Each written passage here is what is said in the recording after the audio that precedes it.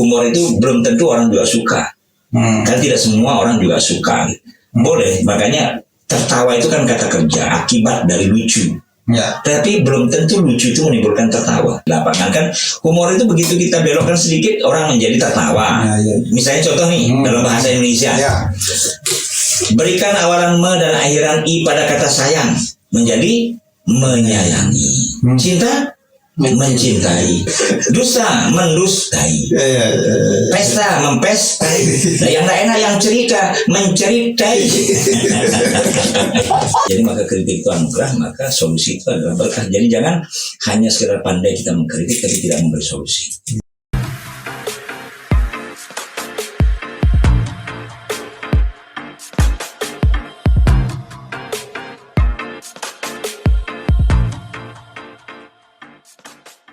Teman Ngopi masih bersama dengan Bung Fairuz Abadi atau lebih populer dengan sebutan Abu Macal, dia founder kelompok inisiatif.co.id.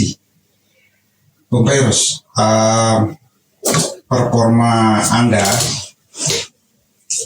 dari satu sisi juga ini kan dikenal sebagai Abu Macal dengan segala variannya, dan itu branding banget tuh.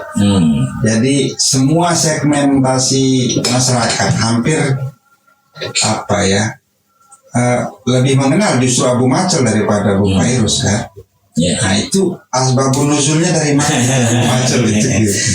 Begini, saya ini orang yang suka menulis pertama artinya karena ya di awalnya juga menulis itu tahun 90-an. Wah, iya, lama sekali ya. Tahun 90-an itu saya menulis, dan saya tidak memiliki latar belakang menulis, tidak punya ilmu menulis, tidak punya sama sekali. Tidak ada sama sekali. Tetapi karena gelisah, karena tertekan oleh banyak hal, sehingga satu-satunya cara untuk mengungkapkan kegelisahan, kemarahan, kesenangan, kebahagiaan, susah senang sedih gembira benci rindu, nah itu dituangkan dalam tulisan, ternyata itu mengasihkan. Mengasihkan. Nah, dari itu awalnya sehingga saya ikut di berbagai media dulu kan. Mulai dari majalah, televisi, terus kemudian online dan sebagainya. Saya ikut semua di sana. Itu menjadi seorang jurnalis gitu. Nah, tetapi saya merasakan bahwa hanya ada beberapa tulisan lah yang membuat dia terpengaruh. Ada pengaruhnya gitu. Apakah terutama pada kekuasaan pada waktu itu. Itu tulisan saya pada waktu itu pernah menulis tentang royalti yang mengendap. Royalti yang mengendap itu agak cukup membuat terpengaruh gitu akhirnya, sehingga ada sebuah perusahaan besar perusahaan besar yang mencoba kemudian mencari konfirmasi, dianggapnya saya paling tahu gitu. Nah itu luar biasa, dan itu saya rasakan itu hanya dari itu saja di tulisan serius. Hanya tulisan saya serius, hanya itu yang merasakan bertahun-tahun saya menulis tentang serius. Hanya itu yang bisa membuat orang jengah gitu, terganggu. Bukan terganggu lah, dianggap saya paling tahu. Akhirnya saya juga bosan juga lama-lama. Nah, karena saya dulu di Humas, suka canda-canda, ketawa kecil. Kemudian Pimret koran lokal pada saat itu Pak Haji Alam Basri ya. Pak Haji Alam Basri, ayolah tulis kalau gitu ya di koran saya, gitu ceritanya. Benar juga nih, itu awalnya kan. Nah juga. Terus bagaimana seminggu sekali ya? Setiap hari, waduh. Berat ini kalau setiap hari kan sih banyak cerita itu kan. Cerita tulisannya. Nah gini deh, kalau gitu saya kumpulkan dulu tulisan ini paling tidak, baru kita mulai. Oke. Nah saya kumpulkan pada waktu tulisan itu setidak-tidaknya ada 50 tulisan. 50 tulisan itu baru saya store dia ke koran itu. Nah baru dari saya mulai. Nah itu 3 bulan sebelum puasa di tahun 2005. Sebelum berapa? Sekarang 2023. Berarti berapa tahun? Sejak 2002. 18 tahun ya. Sejak 2005 ya. Sejak 2005. Kemudian awalnya saya hanya menulis tentang si fulan. Sosok yang saya tuliskan si fulan. Ya, karena kita anak pesantren kan biasanya begitu, supaya tidak merendahkan martabat orang lain dan kita tulis saja si fulan gitu ya. Lalu kemudian saat itu Kabag Humasnya Pak Gita Aryadi yang sekarang sekda. Dia tantang saya itu. Cobalah cari ikon baru kan ya. Coba contoh ini ada koran di ini namanya ini gitu ya, di Jawa Pos namanya ini, di Kompas semua disebut-sebut, beberapa media itu disebut. Oke gitu. Nah, ketemulah di situ saya istilah. Oh, untuk orang nakal di Lombok itu namanya macel. Macel itu nakal, tapi ingat, macel itu nakal tapi tidak maksiat. Iya kan? Usil lah gitu. Usil lah, lebih pas ya usil ya gitu. Nah, terus kemudian kata Bongo itu kan bukan bodoh, lugu, polos, apa adanya, jamak-jamak, makanya sering jadi objek. Nah itu kan. Terus kemudian kita cari tokoh antagonis, karena selalu kan di dalam cerita itu harus ada konflik ya, biar asik gitu terjadi kan, dalam dramaturginya itu kan harus begitu kan. Nah saya ngambil istilah perbandingan antara Mabrur jadi Mardud lah dia gitu, tokoh antagonis yang nyolong, memperkosa lah gitu, macam-macam gitu, pokoknya yang kurang ajar lah itu Mardud itu. Nah karena saya orang NTB dan tinggal di sebelah komplek perumahan, saya bergaul sama masyarakat dari Sasak sama Wambojo, itu banyak teman-teman saya di komplek perumahan. Jadi ada Guru Dole lah muncul gitu kan, iya ada si Krotek namanya Sumbawa gitu. Nah kira-kira gitu, ada Pangah istilah yang saya sebut gitu kan. Sebagai ya itu banyak sekali ya, sekarang muncul banyak lah. Itu mencoba untuk mencari tokoh-tokoh yang tidak memiliki kesamaan nama dengan fakta yang di lapangan, agar orang tidak tersinggung, karena humor itu belum tentu orang juga suka. Kan tidak semua orang juga suka. Boleh, makanya tertawa itu kan kata kerja, akibat dari lucu. Tapi belum tentu lucu itu menimbulkan tertawa. Tapi lucu itu bisa menimbulkan emosi. Bisa juga orang jadi marah gitu kan. Lucu dia tapi marah. Nah lucu beda dia dengan ketika orang terus kemudian tertawa kan gitu. Nah itu saya alami dalam penulisan. Bahkan saya pernah di demo dulu. Iya di demo, hanya karena kesalahan menulis lokus, kesalahan menulis sosok, dan itu membuat saya menjadi memfilter, dan itu semakin matang cara kita menulis itu makin bagus. Tapi justru juga lebih produktif. Ya, sampai 2023. Sampai 2005. Iya. Dan setiap hari. Malah kalau medianya baru nggak nulis ketika medianya misalnya libur ya. Libur bisa libur juga ya karena humor itu kan tidak ada originalitas. Banyak juga karena pada waktu yang mengirim gitu. Terus kemudian kita melihat fakta-fakta di lapangan kan, humor itu begitu kita belokkan sedikit orang menjadi tertawa. Misalnya contoh nih dalam bahasa Indonesia, berikan awalan me dan akhiran i pada kata sayang menjadi menyayangi, cinta mencintai, dusta mendustai, pesta mempestai, nah, yang tak enak yang cerita menceritai. Nah, dari mana cerita-cerita anekdot? Apa substansinya itu kan jenaka bermakna. Tapi bermakna. Nah itu dari mana aja datangnya cerita-cerita itu? Jadi saya melihat fenomena sosial kita, ada rumah tangga yang bertengkar gitu kan, ada yang ini dan segala macam, fenomena sosial, IT segala macam, itu fenomena yang begitu luar biasa dan kita alami dilihat. Ada seorang kepala desa karena di era teknologi itu membagikan telepon seluler kepada kadusnya untuk mempermudah komunikasi dan memperlancar informasi kan begitu. Tapi di desanya lekit supaya dia tidak tersinggung, tidak ada. Itu desa imajiner dan tidak punya kepala desa. Tidak punya nama kepala desa. Kepala desa jelekit. Ya, tidak ada siapa. Desanya pun desa imajiner. Nah itu kemudian diberikan, lalu kemudian ditelepon oleh kepala desa dengan harapan agar dia langsung menyaut. Tetapi yang terjadi kadusnya justru lari ke depan rumah kepala desa, di depan pintu. Loh, saya memberikan kamu telepon itu dengan maksud mempermudah komunikasi. Kenapa kamu kesini? Loh, di telepon itu tertulis Pak Kades memanggil, bukan Pak Kades telepon. Jadi karena dia tulisannya memanggil, jadi langsung bukan. Nah ya, nonton itu ikuti acara sebuah pemerintahan misalnya, ada peresmian peletakan batu pertama ini pertama. Lah lalu kebayang kalau Abu Bongo jadi presenter, jadi MC dalam sebuah acara peletakan peresmian MCK. Dirubah dia kan narasinya sama Abu Bongo, saatnya kepala desa untuk melakukan berak perdana. Peletakan berak perdana disaksikan oleh tamu undangan. Ya kayaknya begitu gitu. Itu kan suasana keseharian.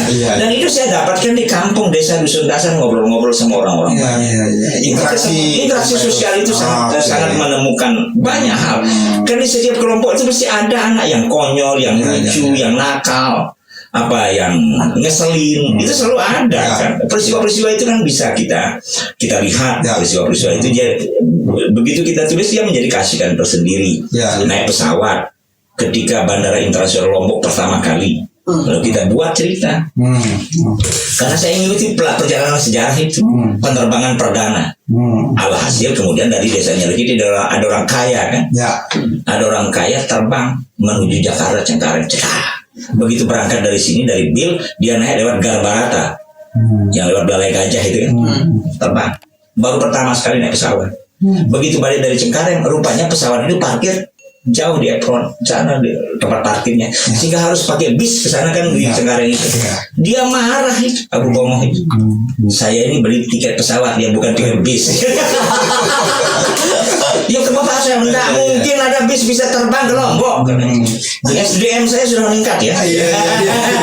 Jadi cerita-cerita seperti itu justru saya dapatkan dari peristiwa aktual. Peristiwa aktual lalu kita belokkan sedikit. Ya, menjadi anekdot jenaka tapi bermakna. Iya kan begitu dia. Ada makna apa kira-kira dalam sosialisasi? Dipentingkan pemberitahuan. Itu kan diberitahu, harus dia paham. Nah itu kan maknanya bahwa diseminasi informasi tentang bagaimana penerbangan itu penting. Iya kan begitu. Jadi tidak mudah menyampaikan informasi itu. Artinya dalam setiap anekdot jenaka tapi bermakna itu ada hikmah juga di bait-bait cerita itu ya. Misalnya ada kejadian konflik rumah tangga di era IT, ya kan? Di era IT konflik rumah tangga. Nah, bermaknanya apa? Kita bisa cerita tentang bahwa konflik rumah tangga. Maka janganlah bagaimana menjaga rumah tangga, menghormati istri supaya tidak seperti itu. Lalu dia marah-marahan, karena dia marah-marahan di era IT, kemudian dia suka terbangun di waktu siang, mau ngomong sama istrinya tidak berani. Lalu dia WA istrinya. Dek, bangunkan saya besok jam 5. Nah, gitu. Ternyata juga bangun siang. Mau tanya sama istri, tidak berani. Dia buka WA-nya, ternyata istrinya mau WA dia. Jadi jawabannya di WA. Karena bangun sudah jam 5. Ya, kan itu hal-hal yang terjadi. Ketika kita tulis hal-hal itu kan tidak membuat orang tersinggung. Ya kira-kira begitulah dia. Nah disitulah ketemu tokoh-tokoh itu terus. Jadi tagline itu anekdot jenaka tapi bermakna. Ya, jadi harus ada makna di setiap tulisan-tulisan. Banyak sekali yang kita tuliskan. Gitu. Saya bahkan menulis ciri-ciri orang kentut juga. Iya. Kan kita juga di kampung, di pesantren itu juga ada ciri-ciri orang kentut itu. Jadi karakter seseorang bisa dilihat dari cara kentut. Jadi cerita itu bisa dari mana aja ya? Dari mana saja. Yuk, jangan main-main loh. Jangan main-main soal kentut. Kalau seandainya kita tidak diizinkan Tuhan untuk kentut 3 hari 3 malam, kan repot kita mencari yang namanya daun sagar, panas dalam, segala macam kan repot. Kebayangkan kalau kepala negara tidak diizinkan kentut, semua anggota DPR RI sampai gubernur, kepala daerah, kabupaten, kota se-Indonesia tidak diizinkan kentut sama Tuhan. 3 hari 3 malam kan tidak ditandatangani APBN itu kan repot gitu. Jadi kentut bisa membangun negara loh, jangan main-main. Berpengaruh juga loh dengan sistem kehidupan. Tapi karena kita bangsa awak ini kan biasa-biasa saja dan begitu.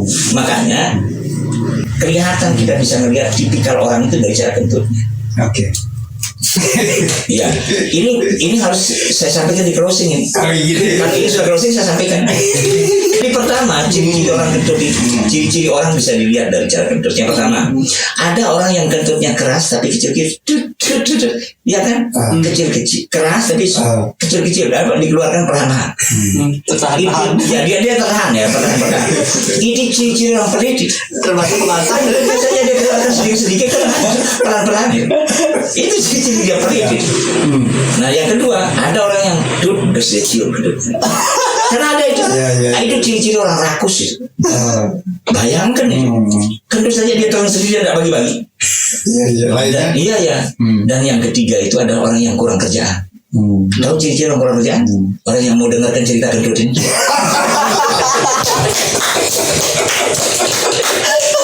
Iya. Ini salah satu ciri anekdot jenaka bermakna. Kurang kerjaan sekali mau dengerin. Oke, teman Mufid. Itu tadi beberapa sekelumit terkait Abu Macel. Satu pertanyaan lagi. Boleh. Virus. Ini kan Abu Macel sudah jadi ikon. Tapi kok tampak Anda itu biasa-biasa aja, santai, bersahaja, di kehidupan formal, informal, ya biasa-biasa aja itu. Itu apa resepnya itu? Mungkin karena karena saya dibesarkan dari orang kampung itu ya. Lahir dan dibesarkan di orang kampung, terus kemudian tinggal bergaul sama banyak kalangan gitu ya, dari orang besar sampai orang kecil dan sebagainya. Ya, melihat itu biasa-biasa saja. Ya seperti begini deh. Kalau kita bedakan antara manusia dengan ayam, ya kan? Manusia kakinya 2, ayam kakinya 2. Tapi apa manusia sama dengan ayam? Kan kita harus bilang tidak. Tapi karena manusia besar maka dan ayam kecil, maka manusia makan ayam kan gitu kan. Maka yang besar makan yang kecil gitu. Dan harus kita bilang iya kan begitu. Artinya mungkin peristiwa-peristiwa seperti itu membuat saya lebih asik bertemu sama siapa saja. Ya, dengan kejenakaan tadi, dengan humor-humor tadi, dengan sudah cita-cita yang konyol. Itu juga pada zaman Gubernur Srinate. Itu zaman itu Pak Gita Aryadi itu jadi Kabag Humas. Itu satu-satunya orang yang menemani Pak Srinate dalam perjalanan menuju ke Bima Dompu Sumbawa. Itu selalu saya goda-goda itu di kapal itu sama gubernur itu ya kan. Bayangkan iya. Loh iya bagi rokok. Gaya sekali kadang-kadang Abu Baca dikasih rokok sama gubernur. Dibakarkan rokok. Kadang-kadang gubernur bisa juga nggak punya rokok. Iya. Dan itu pernah terjadi. Pernah sih merokok jeruk. Ini Pak Gubernur Srinate berokok jeruk yuk dunia dari gubernur dari rokok dia kadang-kadang mah karena ajudannya mana sekali berokok jeruk kebetulan mereka sama rokok. Nah kemudian saya bagi rokok sama beliau.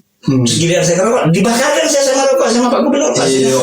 Loh kagak-kagak Abu Macel Pak Gubernur. Nah itu hebatnya Abu Macel dibakarkan saya rokok. Keren. Lah iya kan itu. Jadi artinya untuk kita di daerah kan sekelas gubernur itu saya posisi sangat tinggi dan itu pun saya biasa-biasa saja. Itu artinya dari mulai zamannya Pak Harun, Pak Srinate, TGB, Pak Zulkifli Mansah ya biasa-biasa saja. Kalau memang saatnya mau merokok ya merokok saja. Kan gitu. Kalau yang kita ya jangan terus enggak lah. Hormati saja orang pada saat ya memang harus ya saatnya dihormati. Kebetulan kalau ketemu ya jangan kemudian pura-pura, itu namanya pura-pura. Waktu itu saya juga ketemu Pak waktu acara nonton Matawan Jazz di Taman Budaya sama Pak Gubernur Zul ini. Saya izin, saya merokok Pak Gubernur, merokok. Enggak apa-apa, beliau juga enggak apa-apa, kasih saja. Jadi artinya mungkin kebiasaan yang jamak-jamak tadi ya yang tidak berlebihan gitu ya kan khairul umur ausatuha katanya kalau di orang pesantren ya perbuatan yang baik itu yang sedang-sedang saja gitu kulu wasrobu wadatus ribu kalau makan dan minum jangan berlebihan jadi berlebihan itu kita tidak dibolehkan tetapi yang sedang-sedang saja itu kita dianjurkan makanya jadi orang-orang tua kita mengajarkan jamak-jamak itu yang membuat saya jadi biasa-biasa saja ini juga ada player-player yang kerap disampaikan Bung Virus melalui media sosial mungkin juga mungkin ada beberapa ya kayak ini contohnya kritik itu anugerah solusi itu berkah gimana penjelasannya jadi mungkin karena gini ya kalau kita di sholat berjamaah itu kan ada tugas imam dengan persyaratannya tugas makmum dengan persyaratan persyaratan yang ketat itu ada pada imam kan. Kalau makmum kan tidak begitu persyaratannya begitu ketat. Yang penting dia Islam. Ya, terus kemudian dia mumayyiz ya sudah ikut selesai ikuti imam. Nah, tapi ketika imam salah maka makmum punya kewajiban mengingatkan. Nah, ketika kita bermasyarakat juga begitu. Artinya kalau ada yang salah kita ingatkan. Kemudian kita berikan dia solusi apa yang di mana kelirunya tadi membaca atau dia menjalankan kebijakan atau membuat aturan, kan kita perlu memberikan kritikan itu. Jadi kritik itu anugerah sesungguhnya. Artinya ada yang memberi perhatian kepada konsep-konsep pikiran kita. Nah, solusi itu adalah berkah. Nah, ketika nanti dia dijalankan atau tidak dijalankan, diterima tidak diterima, yang penting ikhtiar kita memberi itu yang paling penting. Nah, itulah kira-kira. Jadi maka kritik itu anugerah, maka solusi itu adalah berkah. Jadi jangan hanya sekedar pandai kita mengkritik tapi tidak memberi solusi. Jadi setiap ada kritik mesti ada solusi. Ada solusi, harusnya ada solusi. Sehingga kritik itu bisa menjadi anugerah, kemudian solusi itu berkah. Bisa menjadi berkah. Kritik dilengkapi dengan solusi. Iya, kan banyak orang mengatakan bahwa ya itu tugas Anda. Nggak bisa begitu cara berpikir kita gitu kan. Kalau hanya sekedar mengkritik, kalau solusi itu kan bukan tugas saya, nggak dia. Kalau Anda bisa mengkritik, artinya Anda sudah punya konsep untuk memberi solusi kan. Iya. Nah iya kan gitu. Setiap kita sesuatu yang kita kritik, oh ini kopi ini kurang manis, ya harusnya kan ditambah dong manis. Kira-kira begitu. Solusinya. Itu solusi. Ya kira-kira begitu ya. Oh ini dia kurang panas ya dihangatkan begitu. Sederhananya. Sederhana itu ya. Oke. Kemudian ada juga ini berbeda itu penting. Namun jangan lantaran berbeda membuat kita menjadi tidak penting. Nah, ini penting ini. Iya. Apa? Tagline-nya juga penting. Ya betul. Jadi kan bagaimana isinya. Berbeda itu sunatullah. Sudah jelas kita berbeda. Cara pandang, cara berpikir, cara mendengar, semua kita tidak mungkin sama. Tidak mungkin kita sama. Ya dia kembar sekalipun anak itu pasti ada hal yang berbeda pada dirinya di antara satu sama lainnya. Kan begitu. Nah, menjadi pentingnya itu ketika kita menghargai bahwa ada orang yang berbeda di antara kita. Iya kan? Tapi terus kemudian jangan hanya lantaran kemudian sok beda. Yang penting beda, bukan begitu kan? Yang penting beda itu kan tidak sama dengan apa berbeda itu penting. Berbeda itu penting tidak sama dengan yang penting beda. Iya kan, jadi yang penting beda itu kan setiap ada sesuatu yang beda harus beda. Ada hal yang harus kita memang bisa. Pada saat kita berbeda, ya berbeda. Ya memang harus berbeda. Kan begitu. Ada orang yang kembali lagi ke kopi. Ada orang yang menikmati rasa manis itu dengan cukup seujung sendok. Ada yang menikmati manis itu dengan 1 sendok, bahkan ada 1 bahkan hingga 2 sendok. Nah itu kan tempat berbedanya kita.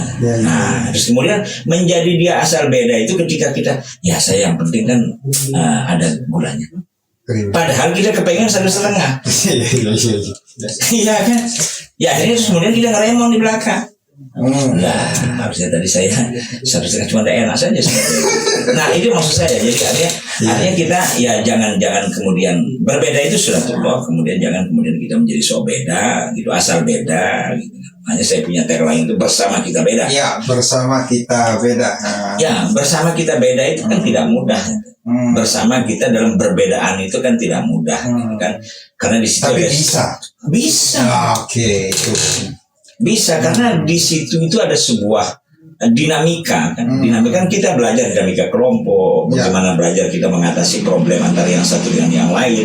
Kita bertemu dengan tingkat keilmuan yang beragam, kan begitu ya. Maka kan tidak mungkin sama cara seorang profesor doktor mungkin mengelola kritik dan menghimpun solusi. Iya, pasti beragam cara kita menyampaikan. Yang penting kan target kita orang itu paham. Jangan menggunakan bahasa akademik di kampung. Nggak paham ini ngomong apa ini. Nah kan begitu. Ada seperti kayak Abu Bongoh. Abu Bongoh ini punya indikator kepintaran itu cukup 2. 2. Ya, 1. Kalau orang itu pidato menggunakan kata adapun. Iya. Dia pintar sudah ini kan. Pokoknya dia versi Abu Bongoh. Iya kan. Pokoknya kalau dia pakai adapun, saya senang sudah. Dia hebat. Kenapa? Iya bahasa kita. Adapun yang dimaksud dia pintar. Nah, pokoknya kalau dia pakai adapun dia senang. Itu yang pertama. Yang kedua, biarpun dia pintar sehebat apapun katanya, dia sekolah setinggi apapun, kalau dia tahu ragin pes, enggak pintar menurut Abu Bongoh. Jadi indikator orang pintar itu kan beragam, dan Abu Bongoh menganggap kalau ada ada dua-duanya, itu cerdas, itu cerdas. Jadi jangan pernah beranggapan berbicara di hadapan banyak orang bahwa ada orang yang punya tingkat keilmuan yang berbeda dan beragam. Kan itu maknanya sebenarnya, sehingga kita jangan merasa paling pintar sendiri. Menyampaikan informasi itu sesuai dengan kemampuan pendengarnya, kan kira-kira. Maka didiklah anakmu sesuai masanya, karena masa anakmu tidak sama dengan masamu, kan kira-kira. Nah, maka menyampaikan informasi juga sesuai dengan strata keilmuan. Jangan menggunakan bahasa akademik dagang kangkung yang di gubuk atau di desa dusun dasan yang tidak ngerti, yang tidak sekolahnya tinggi gitu kan. Apa ini kan? Yang penting tidak berbahasa akademik, karena dia. Dan Abu Macer meramu itu semua dari berbagai segmen masyarakat. Dia mencoba meramu. Jadi Macer itu diantara sahabat-sahabatnya, dia menjadi penengah lah kira-kira. Jadi ketika dia gelisah, ini dia yang menengah, yang menyudahi. Kadang-kadang Abu Bowo juga menyudahi ketika Macer berlebihan gitu deh. Jadi dia sering pengetahuan dalam Abu Macer itu ada Abu Bongo, Abu Masud, Abu Dole, Abu Beko. Itu sebenarnya saling melengkapi dan itu semua dihasilkan dari cerita-cerita dan peristiwa aktualnya Bung Pairus, kemudian menjadi anekdot. Substansinya semua anekdot itu ada unsur jenaka dan bermakna. Ya itu yang paling penting dalam kita menyampaikan informasi. Jadi terakhir dari semua itu bersama kita beda. Baik, teman ngopi itu tadi beberapa ada lagi. Kan kita bicara ngopi. Oke. Ngopi. Di NTB itu lebih banyak pengopi daripada penganggur. Oh iya. Ada juga itu ya. Survei menunjukkan lebih banyak pengopi daripada penganggur. Ini maksudnya gimana ini? Peminum kopi namanya pengopi. Ya, peminum anggur penganggur. Ada ya, di NTB tidak ada, kita punya kebun anggur yang banyak. Yang ada perokok, pengopi. Iya. Jadi penganggur ada. Kalau pengangguran ya berbeda. Kalau penganggur ini peminum anggur. Peminum anggur yang saya maksud. Iya. Atau bisa saja pemakan anggur kan? Itu sih penganggur juga kan penganggur. Iya.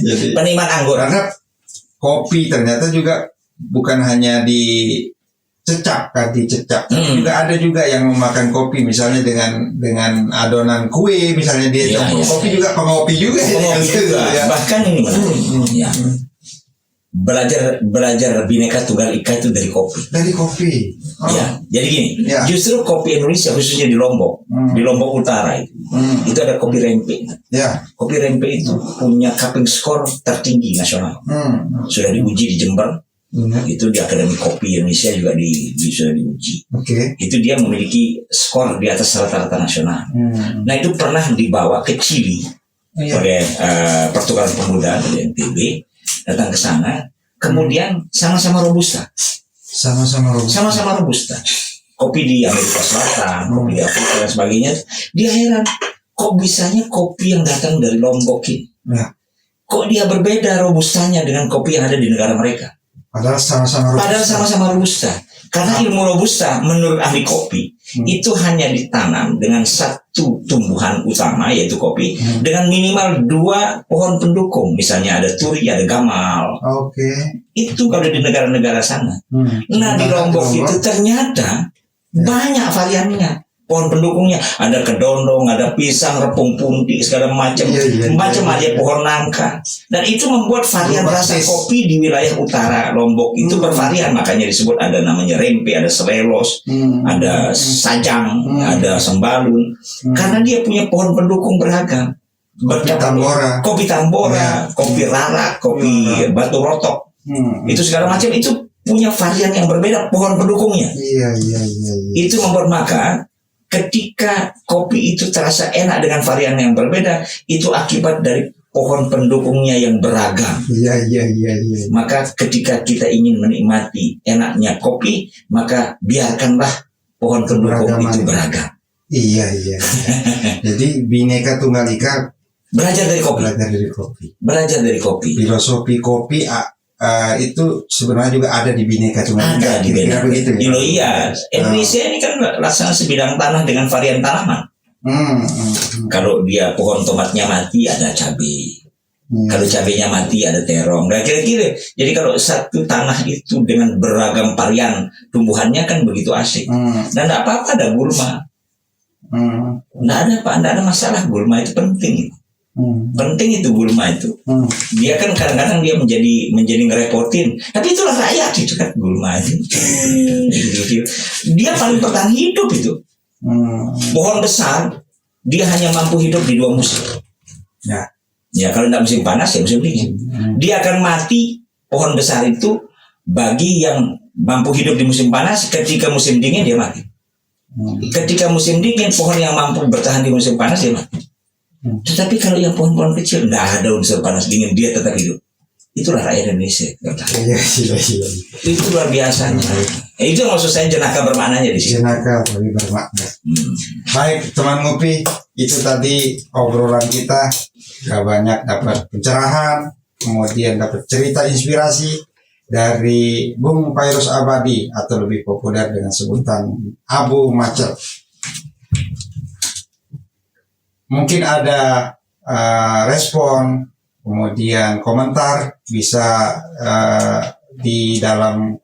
dituliskan di kolom komentar atau bisa juga langsung kepada beliau dalam rubrik Pilo Kopi ini, filosofi tokoh pilihan, persembahan Branda Ngopi Channel. Terima kasih atas atensi semua pihak. Kemudian juga semoga ada manfaat dan inspirasi dari obrolan kita kali ini. Pamit dan sampai jumpa. Terima kasih Bung Abu Macet. Terima kasih Bung Ade. Ya.